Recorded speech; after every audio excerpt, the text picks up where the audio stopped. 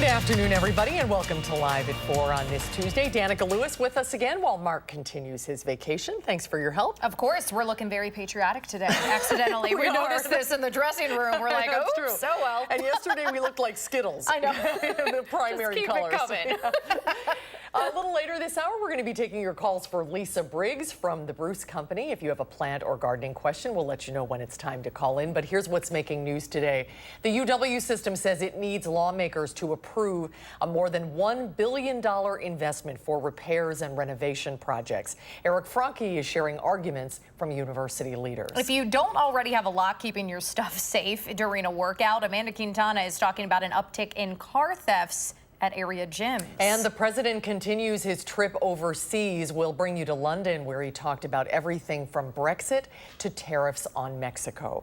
Let's take a look outside today. It wasn't a bad day today. This is a beautiful shot. I think these are probably Ironman trainees. You would think. Swimming early as the sun is rising. The Ironman, I believe, is in September, so this is kind of crunch time right now. Boy, is that a beautiful shot. It is. And they're getting past tonight as much as we are, but they're just swimming a little faster than we are. Let's turn it over to Gary Canalti out on the weather patio. You practicing your freestyle there, Gary? I swim like a rock. So I feel you there. You would not see me out in the lake.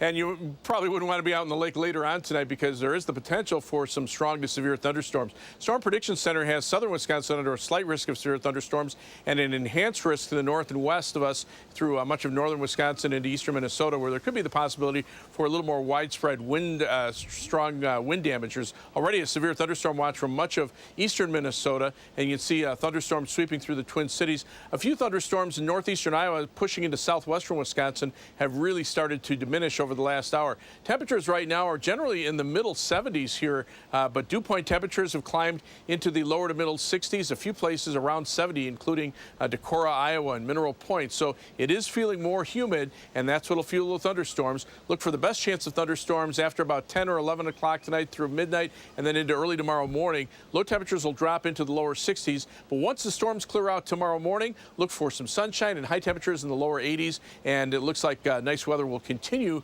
for a while longer after that. As we take a look at first alert traffic, right now we're seeing some slowdowns at times on the Beltline. This is the view on the interstate over at County CS as the DOT cameras go through, but right now some delays on the eastbound Beltline, very typical for this time of day, but not seeing any major delays on I-39-90 heading down toward Janesville and Beloit, or to the northwest on I-90, 94, and 39 heading up toward Wisconsin Dells, or US 151 into Dodge County. That's your News 3 Now First Alert traffic.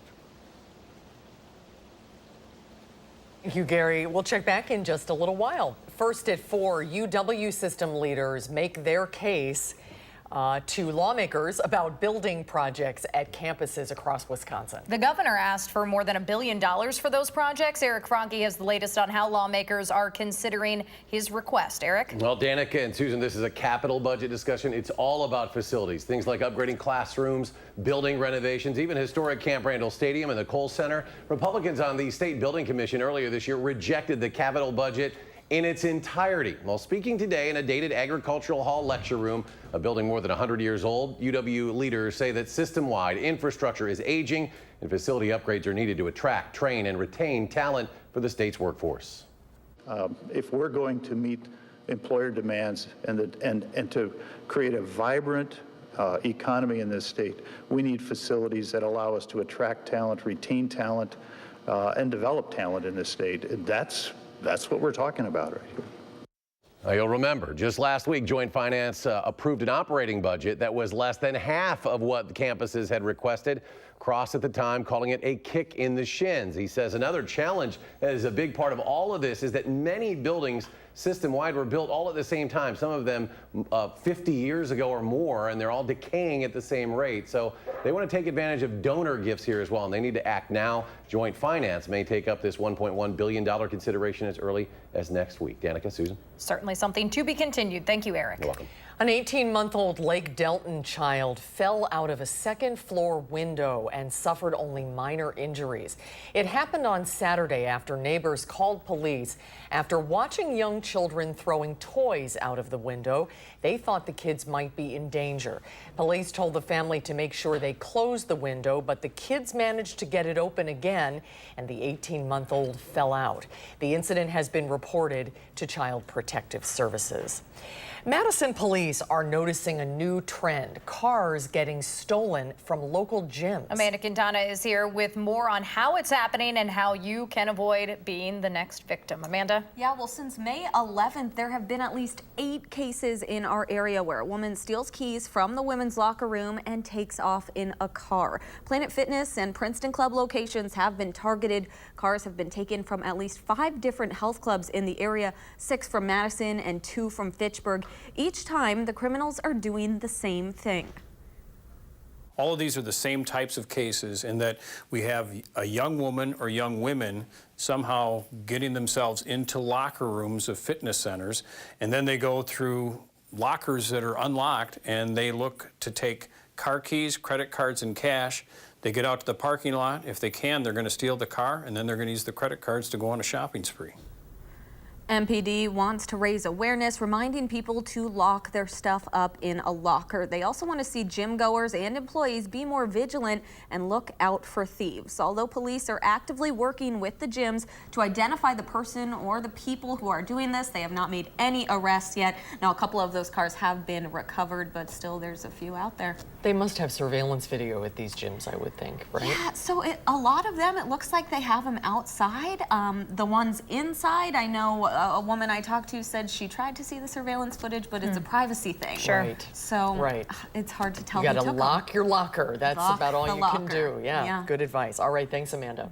Less than a week after a mass shooting in Virginia Beach, Virginia's governor there is calling for stricter gun laws in his state. Governor Ralph Northam will convene a special session of the legislature, reintroducing bills that failed last session. Those proposals would require universal background checks, allow local governments to limit firearms in public buildings, and ban assault weapons. 12 people were killed when a gunman went into a municipal building with 2 .45 caliber handguns. One was equipped with extended magazines and a silencer. Delay only means what it always means, that there will be a next time. I want this to be the last time. Now, opponents of the bills call Governor Northam's special session a hasty decision, saying they will support bills to establish stiffer punishments for criminal actions, but not ones that infringe on constitutional rights. President Trump's state visit to the United Kingdom turned from pageantry to politics. President Trump has been a frequent critic of British Prime Minister Theresa May, but on day 2 of his visit to the UK, he had warmer words. May is resigning after failing to negotiate a deal for Britain to withdraw from the European Union.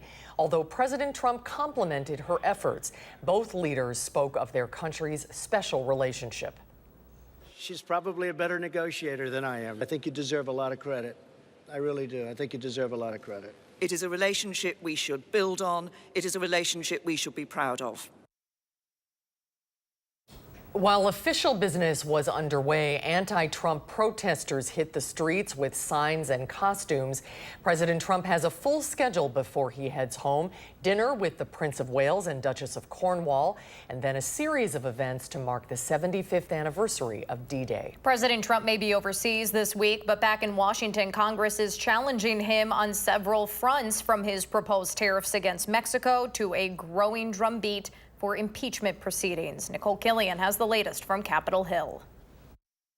I think it's more likely that the tariffs go on. In the UK, President Trump doubled down on his threat to impose new tariffs against Mexico. Mexico shouldn't allow millions of people to try and enter our country, and they could stop it very quickly. On Capitol Hill, the White House dispatched aides to quell nervous Republicans concerned about the impact on U.S. consumers and trade. We're not fans of tariffs.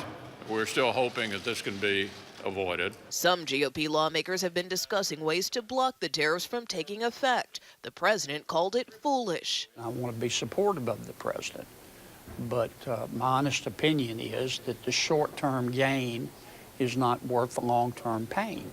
While Republicans battle the president over trade, Democrats are grappling with their own investigations of the administration and whether to move forward with impeachment. I think that the tide is turning with the public. As more Democrats call for an impeachment inquiry, the White House directed 2 former aides not to cooperate with a subpoena request from the House Judiciary Committee. We need to serve as a check and balance on an out of control and increasingly lawless administration. The House is moving forward with hearings on the Mueller report and contempt votes against the Attorney General and former White House counsel Don McGahn next week. In Washington, Nicole Killian for News 3 Now.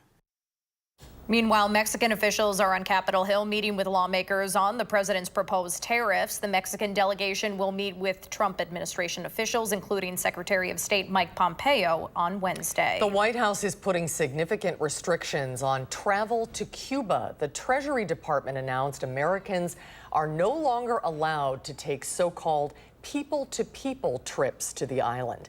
This is in response to what the administration calls Cuba's destabilizing role in the Western Hemisphere and the nation's support of Venezuelan President Nicolas Maduro.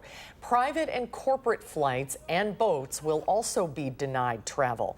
Commercial airlines, academic trips, journalism travel, and professional meetings are all still allowed. There are extra security checkpoints and street closures in Beijing today as that city marks 30 years since a deadly protest in Tiananmen Square.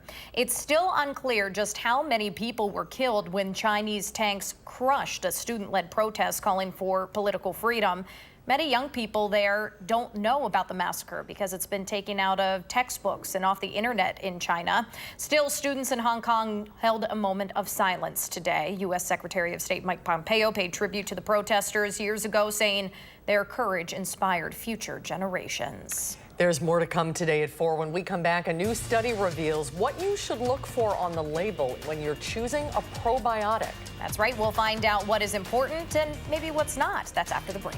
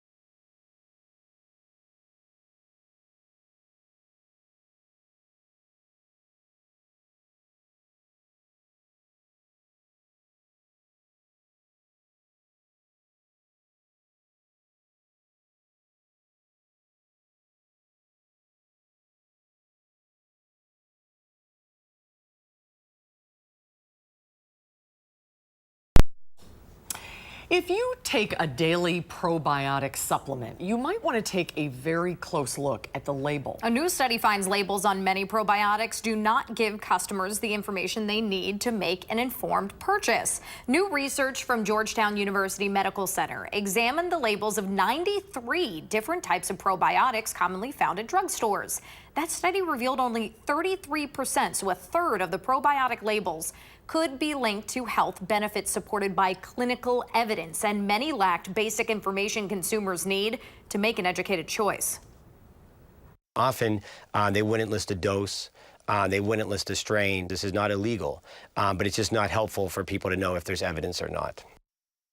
Now, probiotics are sold as dietary supplements, which do not require FDA approval. Researchers say the best way to know what you're getting in the probiotic is you want to look on that label for a list of the family, species, and strain of live bacteria in that pill. A higher number of strains is not necessarily a good thing. Well, that's interesting to know, because I always thought exactly the opposite. That's sort of what it shows you there. Exactly, a whole bunch of different strains. Stocks rally amid signs of softening trade tensions and the belief that the Federal Reserve would step in to help the economy. The Dow gained 512 points to close at 25,332. The Nasdaq gained 194, and the S&P 500 gained nearly 59. The annual Susan G. Komen More Than Pink Walk is this Saturday. Crept up, didn't it? It did. Yeah, Susan will be there. I will be there. News 3 Now has been a proud sponsor of the event over these many, many years. And Mel Tobias is the communications manager for Susan G. Komen, Wisconsin. She joins us now with a preview of this year's event. Thank you so much for joining us. Good to see you. Thanks for having me. Yeah, of course. Let's talk a little bit about why a walk versus a run, because I think for so many years we've been used to the run. Race for the cure. Yeah, race for the cure. Yeah, in the past, majority of our participants have walked rather than run, and we think that by focusing on that walk component, we can really create a greater sense of community here in Madison. That's true. You mentioned earlier when you're running, you're sort of focused only on that. You've got your earphones in, you're not interacting with other people. That takes all of that away. Yeah, I think it's going to be a really great day for us to all kind of come together and walk as a community and support our breast cancer survivors and honor those that we've lost. Yeah. What other things are changing this year? Is it all of the things you're used to at the annual event? For example, will the survivors be in pink t-shirts, and will you have a survivors tent? Yeah, so everything that you've come to know and love about Race for the Cure in the past will still be here, just with a new, refreshed look and feel. Your survivors still will be in their pink shirts, and they'll have their special area called Hope Village this year. I think the biggest thing that people will see is this idea of being more than pink, and they're going to see 4 new colors that represent pillars of what we do: research, care, community, and action. And I that's think a great idea. Yeah, because pink has been such a pillar itself. The color itself really, people recognize that. So what is the hope? And for you, what's the meaning behind More Than Pink? I mean, what do you hope to get out there that's a little different? Yeah, we want people to know that their fundraising dollars are really making a difference. We're not just pink, we're not just awareness. When you fundraise for the More Than Pink Walk and you participate and support, you are ensuring that we continue to fund breakthrough breast cancer research right here at UW-Madison, and that we can still help people with our breast cancer assistance fund that helps local neighbors right here.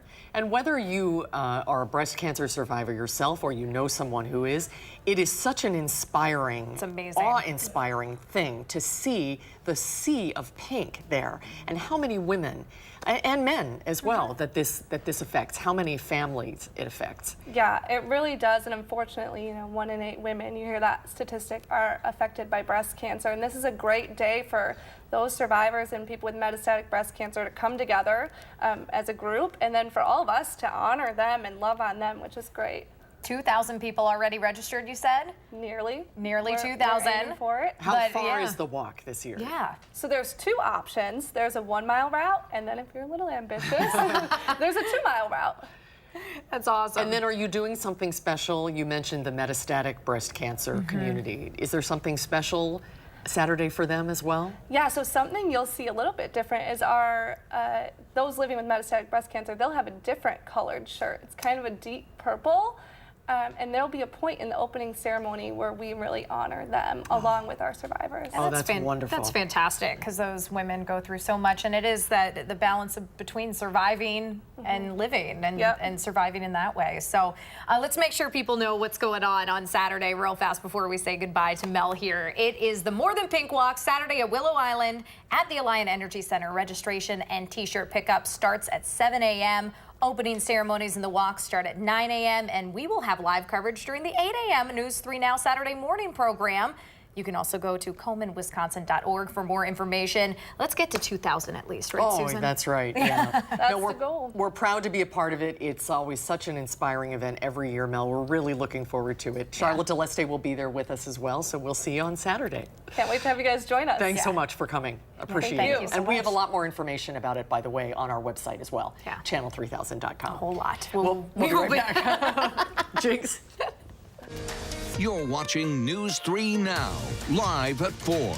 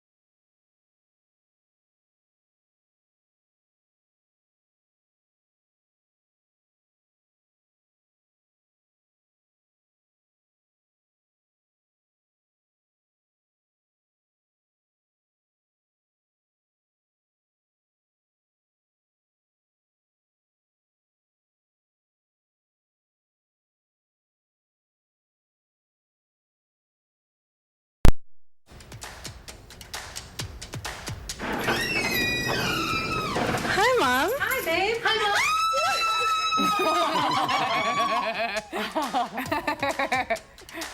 Take a look at this. Brittany's mom starts screaming for joy after seeing her daughter hiding under her desk at work. But that's just the start of the surprises in store.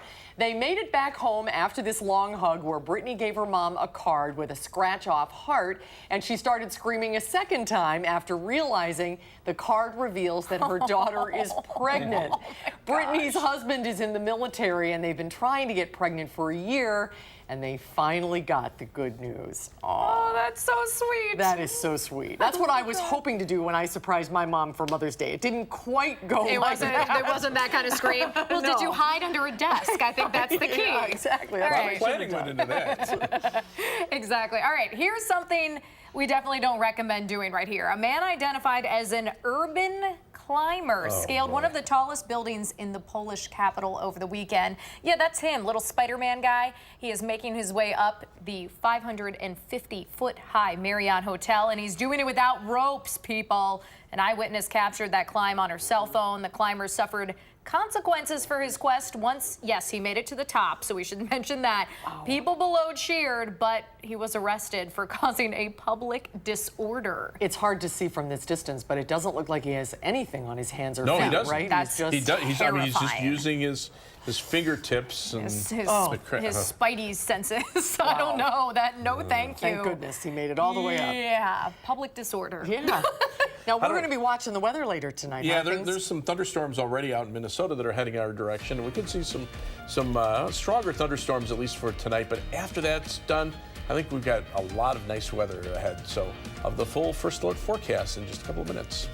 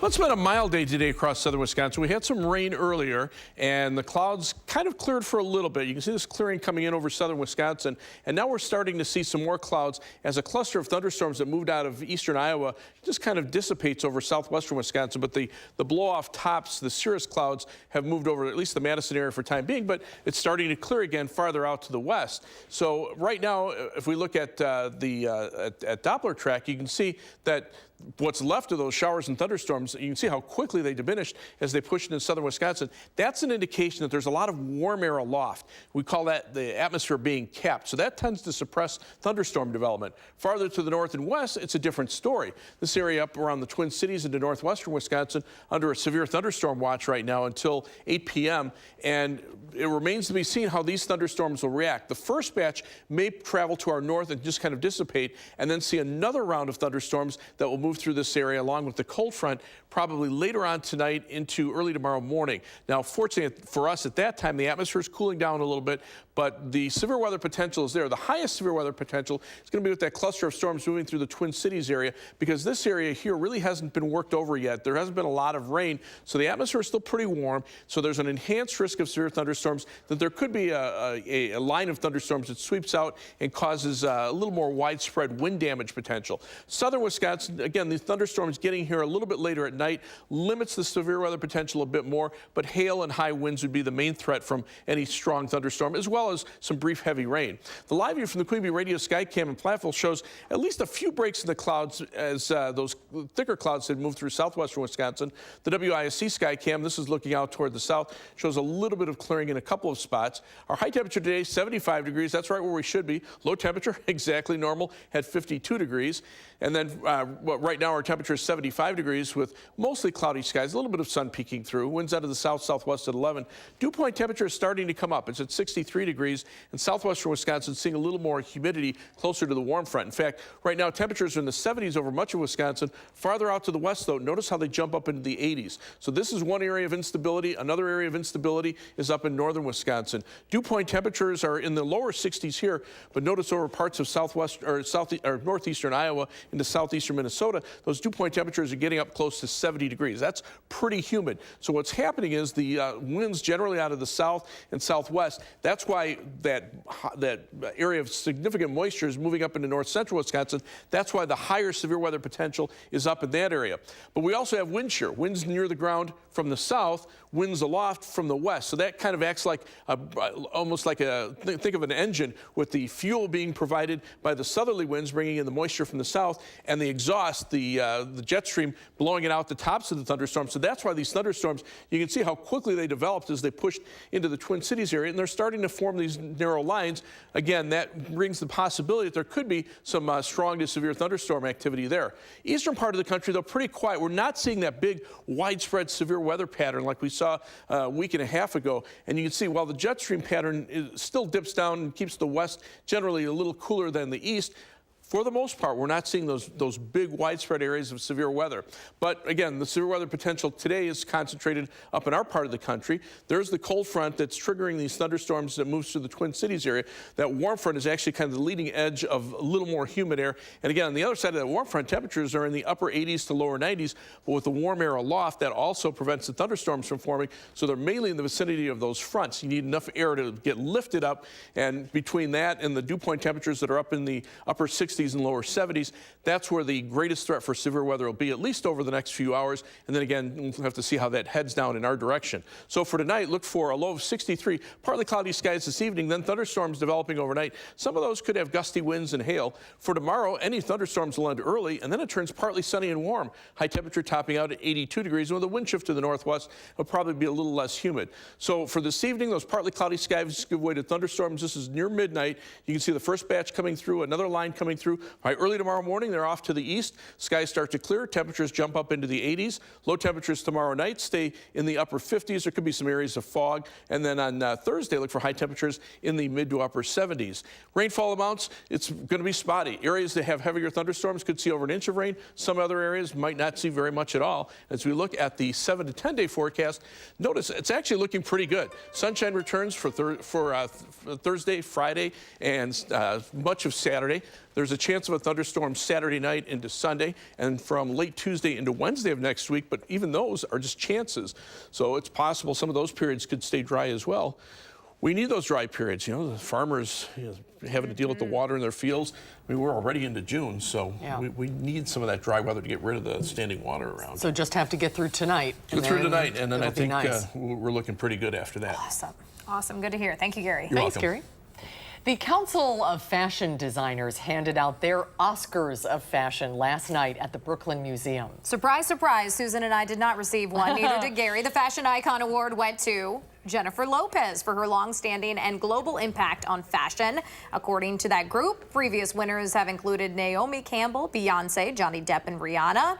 Now, you can see there wearing a vibrant coral red Ralph Lauren skirt and turtleneck embellished in more than 43,000 crystals. Lopez paid homage to the Bronx, where she grew up, in her acceptance speech, commenting on how her neighborhood was initially one of her most influential style influences. Now, the Council of Fashion Designers of America is a not-for-profit trade organization. It has more than 500 designers. That dress is so pretty. Oh that my color gosh. is beautiful. I'm not sure if I could pull it off. Yeah, me neither. I'm not saying you that. go, girl. Coming up, we've all been there. We get tickets for a Badger game or a concert at the Sylvie, and at checkout, we're hit with all sorts of added fees. That's right. Consumer Reports is explaining how to spot, negotiate, and avoid added fees altogether when Live at 4 continues.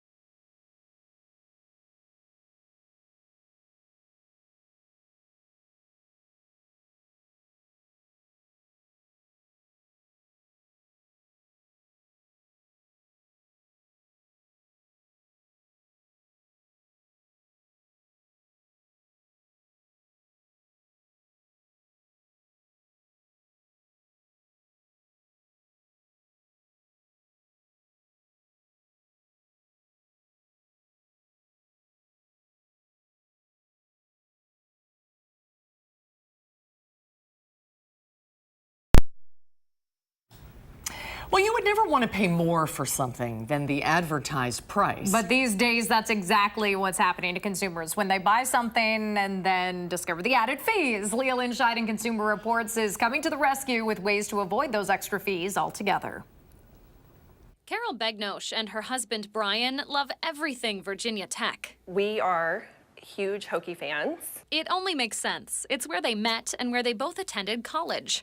So when their alma mater's men's basketball team played Duke in the NCAA tournament this past March, they knew they had to be there. They purchased their tickets on StubHub for $355 apiece. On top of that was a fee. I expected to see fees, but I was flabbergasted by how much they were. Their tickets had an additional $173.80 for what's listed as service, delivery, and transactional fees.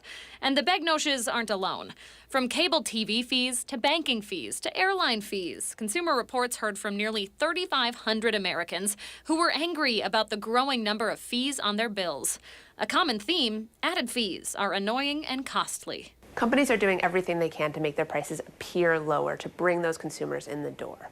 The problem is they have to increase the price somewhere along the way, and they do it by hiding fees in the final price. CR's survey of more than 2,000 U.S. adults nationwide showed at least 85% of Americans say they've encountered an unexpected or hidden fee over the past 2 years. As for who is most likely to charge consumers hidden fees, CR's survey finds that telecommunication providers, live entertainment or sporting events, and gas and electric bills top the list. It's important to check your bills regularly to make sure that you don't have any extra fees that you don't know about, and ask a lot of questions of the company before you pay them. As for Carol Begnosh, next time she'll budget for ticket fees and put that extra money toward a hot dog and a cold beer at the game. For News 3 Now, this is Leah Lynchide. Some good advice right there. Consumer Reports says one feature StubHub offers is that you can actually set your search so that it includes fees in the price, which could help with budgeting and avoiding any surprises. That's a good thing. There's always the small print. I know, I know. Well, when we come back, a little rain this morning, a little sunshine this afternoon, and our backyards and gardens are very happy today. You got that right. If you have some plant problems, though, no worries. Lisa Briggs from the Bruce Company is taking your questions next. Make sure to call that number 270-9933 right now, and we will be right back.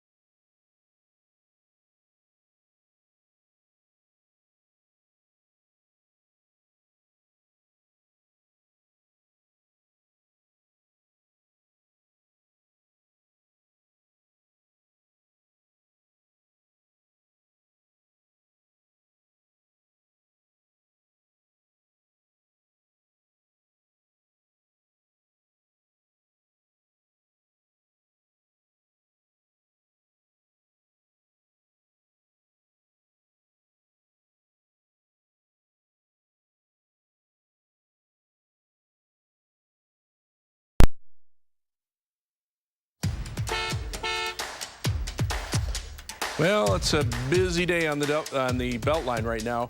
We're seeing some delays on the eastbound belt line that begin around West Monona Drive and actually head all the way back to around Verona Road. In fact, as we take a look at the map here, you can see there's still some construction in the area right around Todd Drive. The bridge is there being reconstructed. Also some delays southeastbound or southwestbound on US 151 Verona Road and also on Highway 12 heading northbound out of Middleton toward the Springfield Corners area.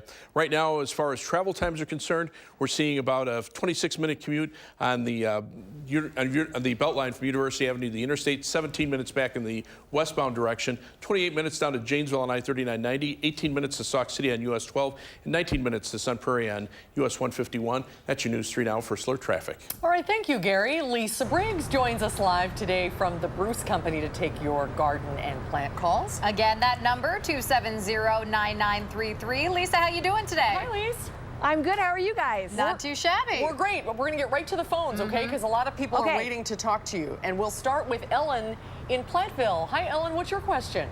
Hi. I was wondering, I have a Japanese maple bush, and this winter it died, and it's coming up just on the bottom of the leaves. Is there any way, do I have to cut the whole thing down to the ground?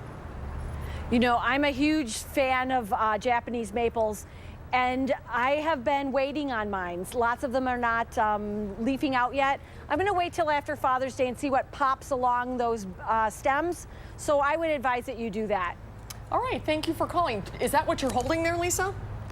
Yeah, this is a Japanese maple. This one's called harp strings. Yeah, harp strings. Oh, very pretty. One of my faves. All right, now we have Cheryl over in Linden Station. Cheryl, what's your question? Hi, I have a yucca plant and it bloomed last year and it's looking really bad. I don't know if I should like cut it back but half of it is all brown. I'm not sure what I should do with it. So yucca plants start from the center and move out. So a lot of times, especially after the harsh winter that we had, you're going to lose a lot of those leaves that are at the base of the plant. So you can go ahead and take those out. And then be careful though, because if you've got some little pups or new plants coming off the base, you don't want to cut those. But you can take out that raggedy foliage that's around the outside. Okay, that's what I got. And then also the stalk that flowered, should I cut that off too? Absolutely. Okay. All right. Go ahead and take that off. And if you get a new one this year, as soon as it's done blooming, take that off. You don't want the energy to go to seed. All right, great. Thank you for calling. Let's go to Diane in Oregon. Hi, Diane. What's your question? I have a 4-year-old maple tree in my yard, and it's got little red bumps on the leaves. And I was wondering if this is going to hurt the tree or if these are normal for the tree. You've got a gall. There are all sorts of really cool galls, and they're usually caused by little flies or wasps that lay eggs in the buds. And as the leaves expand, they form this sort of thing to kind of wall off the irritant, kind of like an oyster does with a grain of sand. Although instead of a pearl, you get this weird little growth on the leaves. They come in all different kinds of colors and all different kinds of shapes, and they're just aesthetically annoying, but they will not hurt your tree. Oh, that's good to hear. Yes, yeah, it that's definitely very is. good to hear. All right, I think we have Lori from uh-oh, that is an empty line right there. Let's try Margaret from Mount Vernon. Margaret, are you there? Certainly am. Awesome. What's your question? And the question is, are black ants important for opening the beautiful closed buds on the peonies? When I was staking up my peonies, I saw very few. Very, very few. So are the black ants missing this year? The ants are not necessary for peony flowers to open. The peonies themselves are exuding a little bit of syrup to attract pollinators, and that's what the ants are doing, but they're not opening them. So no worries, your flowers are still going to open, and it's kind of nice when they're not there, because if you cut them and bring them in the house, you don't have to shake them off before you put them in the vase. Oh, that's good. No, it's good to hear that they have a use. There's a They do, you know what but I mean? not opening the flowers. Right.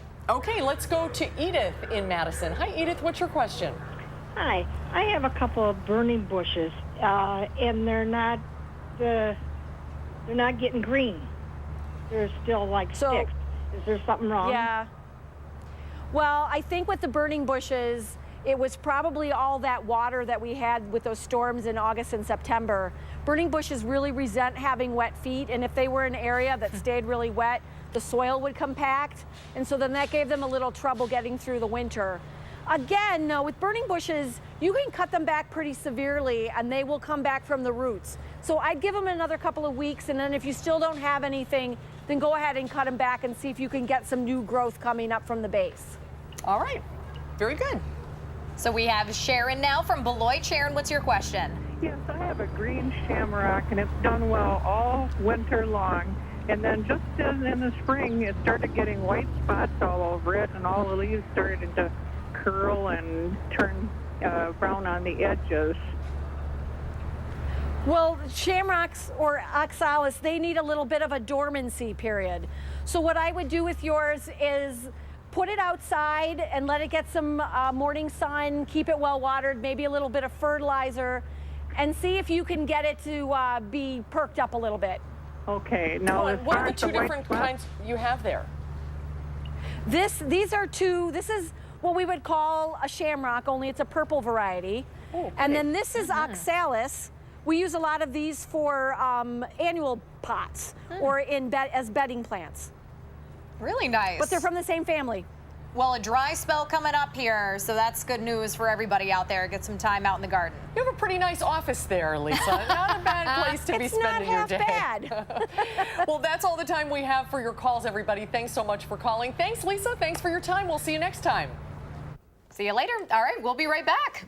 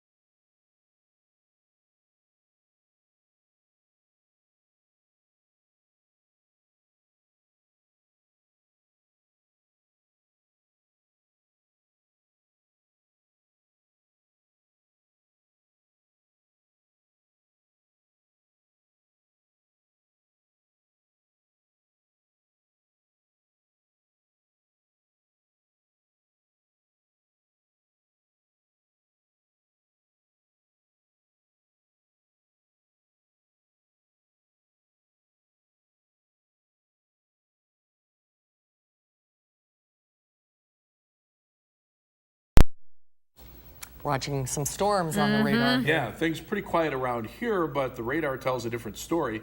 We're seeing some severe thunderstorms around the Twin Cities. It looks like a new severe thunderstorm watch is just coming out for parts of western Wisconsin. You can see there are severe thunderstorm warnings in southeastern Minnesota. That watch probably does not include our viewing area yet, but we'll get a list of counties on that. You can see the first batch of storms kind of dying out as it pushes in, but the second batch will reach us later tonight. All right, keep an eye on it. Yeah. Thanks, Gary. Here's what's coming up tomorrow on Live at 4, the tariff wars. We'll talk about how will it affect you. And our Tastemaker stops by Elementari, a downtown deli and market that will satisfy your cravings for Italian food. We'll be back after this. That sounds good.